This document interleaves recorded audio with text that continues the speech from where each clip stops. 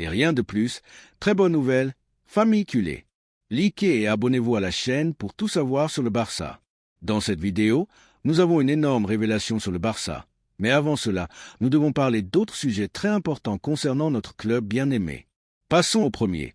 Le Barça redevient protagoniste dans le monde du football avec un intérêt qui génère de l'enthousiasme et de l'attente parmi les supporters et sur la scène sportive internationale. La direction sportive du club catalan, toujours active et visionnaire, a posé ses yeux sur Marcus Rashford, le talentueux attaquant anglais de Manchester United, qui non seulement figure sur l'agenda blaugrana, mais qui, en plus, souhaite ardemment enfiler le maillot du club, représentant l'une des identités footballistiques les plus emblématiques et aimées de la planète. Cette circonstance ajoute une couche de complexité et d'espoir qui invite à penser à un possible recrutement avec bien plus qu'un simple intérêt sportif. Un projet partagé entre un club et un joueur qui aspire à s'unir pour atteindre de grands objectifs. La planification sportive du Barça ne se limite pas à de simples spéculations ou à de simples rumeurs de marché. Sous la direction technique d'Hansi Flick, entraîneur méticuleux et engagé envers l'excellence, chaque mouvement, chaque nom sur la liste est analysé en détail pour garantir qu'il s'intègre dans la philosophie de jeu, le modèle d'équipe et la vision stratégique qui cherche à ramener le club à l'élite du football mondial. En ce sens, Rashford représente une pièce qui non seulement répond aux exigences techniques et tactiques, mais apporte également une énergie, une expérience et un potentiel qui s'intègrent parfaitement dans ce que Flick veut construire.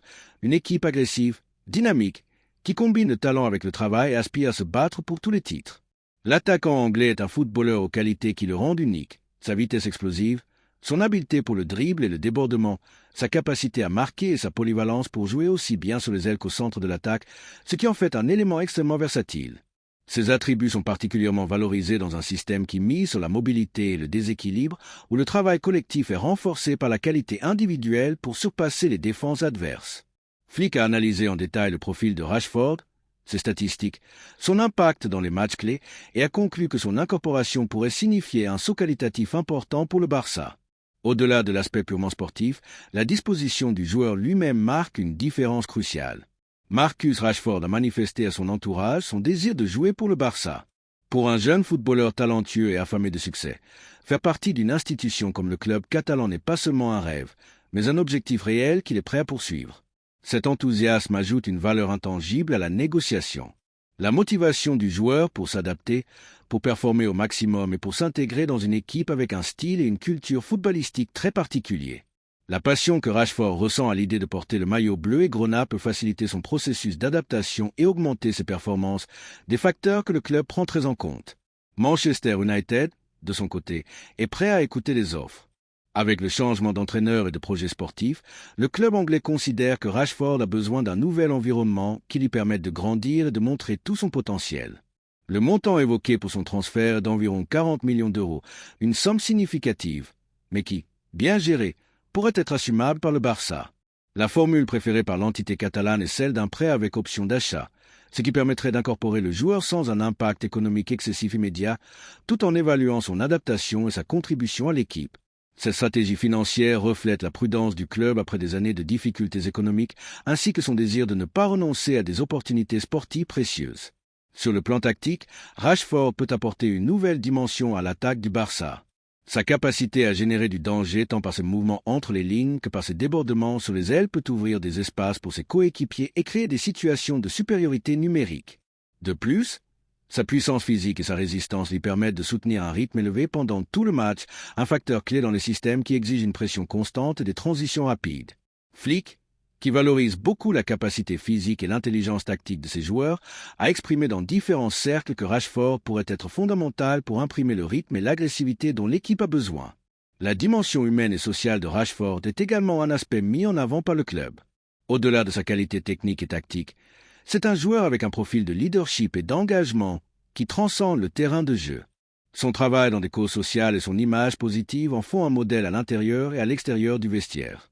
Ce type de figure aide à construire un environnement de travail sain et motivant, quelque chose de fondamental dans la réalisation d'objectifs collectifs. Dans un club comme le Barça, avec une forte identité et des valeurs enracinées, compter sur des joueurs qui représentent cet esprit est aussi important que d'avoir de la qualité sur le terrain. L'impact institutionnel et médiatique d'un recrutement comme celui-ci serait énorme. Rashford est une star reconnue mondialement, avec une grande base de supporters et une image qui attirera l'attention médiatique et commerciale. Cela renforcerait non seulement la marque du club à l'échelle mondiale, mais générerait également de nouvelles opportunités de sponsoring et d'expansion sur les marchés internationaux, en particulier en Angleterre et en Europe. Dans un contexte où la dimension commerciale est fondamentale pour soutenir un projet sportif ambitieux, compter sur une figure de ce calibre peut être décisif pour l'équilibre et la croissance financière du club. Les supporters, bien sûr, jouent un rôle clé dans tout ce processus. Les culés sont un public exigeant, passionné et profondément connecté à l'identité du club. Pour beaucoup de supporters, l'arrivée d'un joueur du calibre et du profil de Rashford représente une opportunité excitante pour renforcer une équipe qui a besoin de revenir à un niveau de compétition maximale. Ils voient en lui un footballeur capable de faire la différence et d'apporter des buts décisifs, des qualités considérées comme essentielles pour que le club récupère son statut de puissance. Cependant, il existe également un débat légitime sur la priorité à donner aux joueurs formés à la maison ou aux jeunes talents locaux, ce qui reflète la constante réflexion sur l'identité et le modèle du club. Le club cherche un équilibre entre expérience et jeunesse, entre talent international et engagement local. Flick et Deco travaillent pour que cette opération soit cohérente avec cette vision, garantissant que toute incorporation apporte une valeur immédiate et future. Il est fondamental de souligner que le processus n'est pas clos. La direction sportive continue de négocier avec Manchester United et avec l'entourage de Rashford pour concrétiser les termes qui satisfassent toutes les parties. La deuxième nouvelle concerne une décision importante dans notre club bien-aimé. Le Barça a commencé à écrire une nouvelle page de son histoire sportive avec un message clair. Les improvisations et les décisions impulsives sur le marché sont terminées. La planification pour la prochaine saison est en marche et l'un des premiers noms à être rayé de la liste est celui de Vanderson, le latéral droit de Monaco, qui a été officiellement écarté comme possible renforcement. Bien que pendant des mois il ait fait partie de l'agenda de suivi du club, le Brésilien n'est plus une option. Le changement de cap n'est ni accidentel ni mineur. Il répond à une restructuration profonde de la stratégie sportive, maintenant sous l'influence du nouvel entraîneur Hansi Flick. Depuis son arrivée dans la ville comtale, Flick a laissé clair que son projet va au-delà des recrutements spectaculaires. Son regard est chirurgical, analytique et profondément rationnel. L'entraîneur allemand, avec une expérience au plus haut niveau, considère qu'avant d'ouvrir le portefeuille, il faut regarder vers l'intérieur. C'est pourquoi, lors de ses premières réunions avec la direction sportive, il s'est montré prudent avec les incorporations. Dans le cas de Vanderson, sa position a été déterminante. Flick réfléchit sérieusement à donner son approbation définitive à l'écart du Brésilien. Il le considère comme une opération inutile, voire contre-productive. Compte tenu des circonstances du club, ce n'est pas une question de mépris envers le talent du joueur. Vanderson est un latéral puissant, avec une bonne foulée, une présence offensive et une marge de progression. Il a démontré à Monaco qu'il peut évoluer avec solvance aussi bien dans une ligne de 4 que dans un système avec des latéraux. Mais le Barça compte déjà sur des profils similaires, surtout sur des footballeurs en qui Flick a pleinement confiance pour couvrir ce poste sans nécessiter de nouveaux investissements. Le côté droit, selon l'analyse interne, ne nécessite pas de renforcements immédiats. Il y a des solutions de qualité et certaines d'entre elles sont formées à la Masia. Flick a commencé à étudier en détail la performance de l'équipe lors de la dernière saison et est arrivé à la conclusion que, bien qu'il y ait eu des moments d'irrégularité, le latéral droit n'a pas été le point le plus faible. Au contraire, il y a une marge pour potentialiser ce qui est déjà là. Il mise sur la continuité et sur la promotion de la compétitivité interne. À tout cela s'ajoute un facteur clé, le coût du recrutement. Monaco n'a pas montré de volonté de négocier à la baisse. L'entité de la principauté a évalué le joueur à un montant proche des 30 millions d'euros. Cette somme, dans le contexte économique actuel du Barça, est tout simplement invivable pour un joueur qui n'arriverait pas comme titulaire indiscutable. De plus, Vanderson a un contrat en vigueur jusqu'en 2028, ce qui donne à son club une position dominante dans toute négociation possible. Le Barça n'est pas en mesure d'assumer ce type d'opération. La gestion financière reste l'un des grands défis auxquels l'institution est confrontée, avec des limites salariales étroites et le besoin urgent de générer des revenus avant de réaliser toute incorporation significative. Chaque euro investi doit être justifié. C'est pourquoi les profils qui seront incorporés en été seront évalués à la loupe, non seulement d'un point de vue sportif, mais aussi économique. L'écart de Vanderson du radar oblige la direction sportive, dirigée par Deco, à restructurer sa planification. Le Portugais, connaisseur de l'environnement culé et avec une vision moderne du football, a compris que la nouvelle étape sous le leadership de Flick nécessite une autre manière de se mouvoir sur le marché. Il ne s'agit plus seulement de chercher du talent, mais de trouver les profils qui s'ajustent comme un gant à un modèle de jeu, à un projet durable et à une identité retrouvée. Deco et Flick travaillent en harmonie. Il n'y a pas de fracture ni de différence de critères. Toutes deux comprennent que la priorité est de renforcer d'autres zones du terrain. Le latéral droit, pour le moment, est blindé de l'intérieur. L'investissement sera donc destiné à des positions qui présentent des signes de fragilité ou de manque de ressources. L'un des fronts ouverts est la position de gardien. La situation physique de Ter Stegen continue de générer une certaine préoccupation et le club ne veut pas commencer la saison avec des doutes sous les trois poteaux. En ce sens, Johan Garcia a émergé comme un objectif sérieux. Son profil plaît pour plusieurs raisons. Jeune, sobre, avec des réflexes notables et une marge d'amélioration évidente. Le Barça ne veut pas prendre plus de risques dans une position qui a été clé au cours de la dernière décennie. Flick exige de la sécurité et de la continuité dans les buts, et Garcia semble réunir les attributs pour faire partie du nouveau cycle. L'autre point d'attention se situe dans l'attaque, plus précisément dans le besoin de compter sur un ailier qui marque la différence. Le nom de Luis Diaz résonne avec force. Sa vitesse, son déséquilibre en 1 contre 1, sa capacité à déborder par l'extérieur et par l'intérieur, et son énergie pour presser le rendent une option idéale pour le modèle que Flick veut instaurer. Cependant, son recrutement ne sera pas simple. Il nécessite une opération complexe avec plusieurs pièces en mouvement. Le Barça est prêt à essayer si les conditions le permettent, mais sans mettre en danger sa stabilité financière. Un autre pilier du nouveau projet est la Masia. Le centre de formation redevient au centre de la structure sportive. Flick, loin d'être un entraîneur qui impose des figures de l'extérieur, a démontré dans ses étapes précédentes une capacité notable à potentialiser le jeune talent.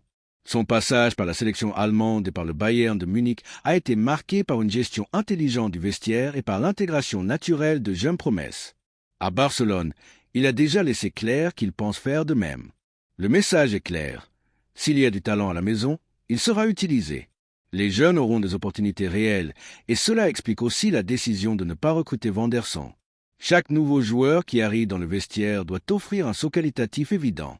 S'il n'y en a pas, la porte sera fermée. Dans le passé, le Barça a commis des erreurs stratégiques sur le marché, des recrutements millionnaires qui n'ont pas performé, des promesses qui ne se sont pas consolidées, des opérations qui ont hypothéqué la santé financière du club. Tout cela fait partie d'un apprentissage nécessaire. Maintenant, le club veut écrire une autre histoire, une basée sur des décisions réfléchies, cohérentes, alignées avec un plan à long terme. L'arrivée de Flick symbolise ce changement. Et maintenant, la question s'ouvre à tous les barcelonistes. Que pensez-vous? Culé? Est-il judicieux de renoncer à Vanderson pour concentrer les efforts sur d'autres zones? Le raisonnement de Flick et Deco vous convainc-t-il? Ou pensez-vous qu'il est une erreur de laisser échapper un profil comme celui du Brésilien? Le débat est lancé. Les supporters ont un rôle crucial. Leurs opinions, leur soutien et leur capacité critique font partie de l'âme du club. Ce nouveau Barça se construit aussi avec le sentiment du camp nous, avec la voix des membres, avec l'illusion des enfants qui portent le maillot bleu et grenat dans les rues. L'avenir est en jeu et chaque décision compte. La troisième nouvelle est un énorme coup pour le Barça. Le Barça se replace au centre du marché avec l'une de ces opérations qui non seulement éveille l'enthousiasme parmi les supporters, mais représente également un pari clair pour l'avenir. Cette fois, le protagoniste est Claudio Echeverri, le jeune talent argentin qui a déjà commencé à écrire son nom dans l'élite du football avec des performances brillantes dans les catégories inférieures, tant au niveau des clubs que de la sélection. Son profil n'est pas passé inaperçu pour la direction sportive du club catalan, qui considère que le joueur pourrait s'intégrer parfaitement dans le projet sportif de reconstruction dirigé par Hansi Flick. L'intérêt du Barça pour Claudio Echeverri n'est ni accidentel ni improvisé. Depuis un certain temps, les techniciens chargés du scouting international ont suivi avec attention l'évolution du joueur, soulignant son habileté à occuper le poste de meneur de jeu, sa capacité à générer du jeu entre les lignes et son intelligence tactique. Echeverri est un footballeur qui ne joue pas seulement avec le ballon, mais pense vite et agit avec la tête haute, interprétant chaque jeu comme s'il évoluait depuis des années dans l'élite. Pour un club qui a historiquement priorisé le football de possession, technique et associatif, le profil de l'Argentin s'intègre comme un gant. L'admiration est mutuelle. Echeverri n'a pas caché dans des interviews précédentes sa sympathie pour le Barça. Il a grandi en regardant jouer l'équipe à son époque dorée et reconnaît ouvertement que le style culé a influencé sa façon de comprendre le football. Il rêve de jouer un jour dans le stade du club, de fouler cette pelouse qu'il a vue à la télévision et de faire partie d'un projet qui le défie au plus haut niveau. Son désir de porter le maillot bleu et grenat est réel et a été communiqué à son entourage proche. Dans ce contexte d'intérêt mutuel, le rôle d'Hansi Flick devient déterminant.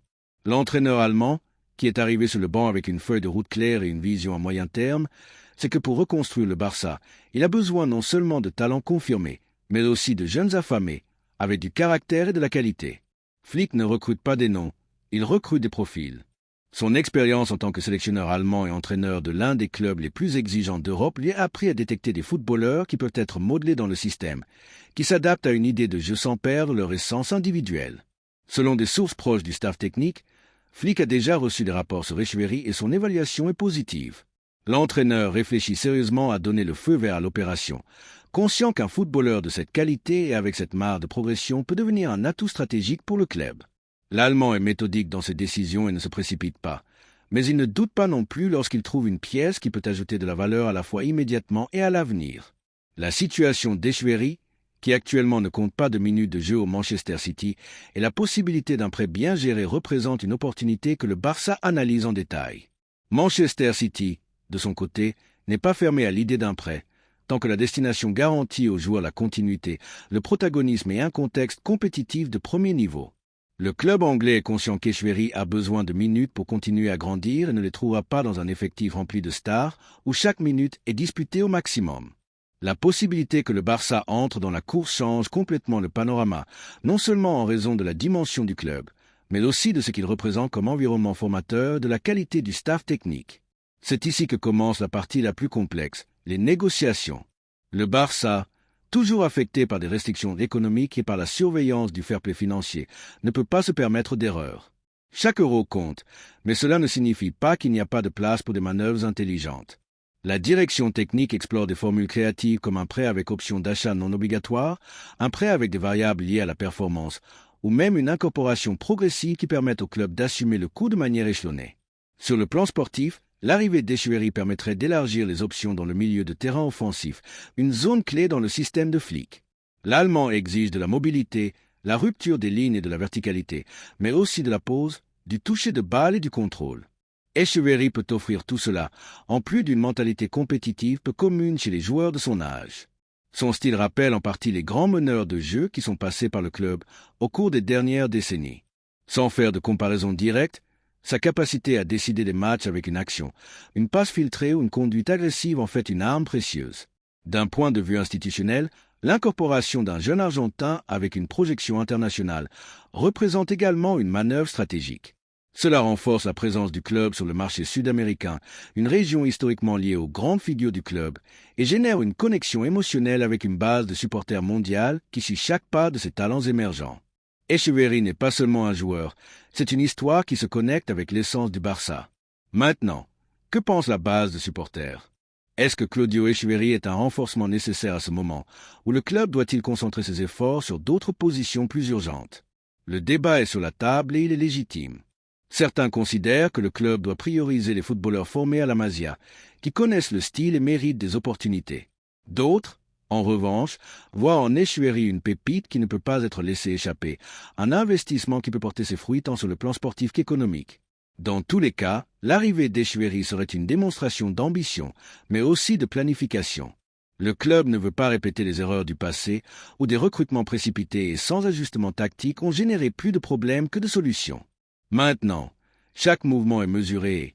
Si finalement on mise sur Echeverri, ce sera parce que toutes les pièces s'emboîtent, le désir du joueur, l'approbation de l'entraîneur, la viabilité économique et l'impact sur l'équipe. La direction sportive continue de travailler avec discrétion. Il n'y a pas de précipitation, mais sans détermination. Ils savent que les meilleures opérations sont celles qui mûrissent à leur rythme. Echeverri est dans le radar. Si tout avance comme prévu, il pourrait devenir le prochain grand nom à atterrir au Camp Nou. Un footballeur jeune, talentueux, avec l'envie de triompher et avec la marque d'un football qui enchante. Est-ce que l'idée de voir Claudio Echeverri avec le maillot du Barça t'enthousiasme?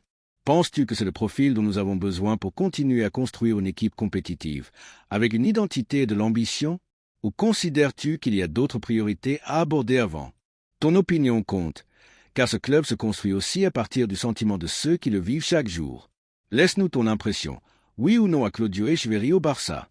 Laisse-nous ton opinion dans les commentaires.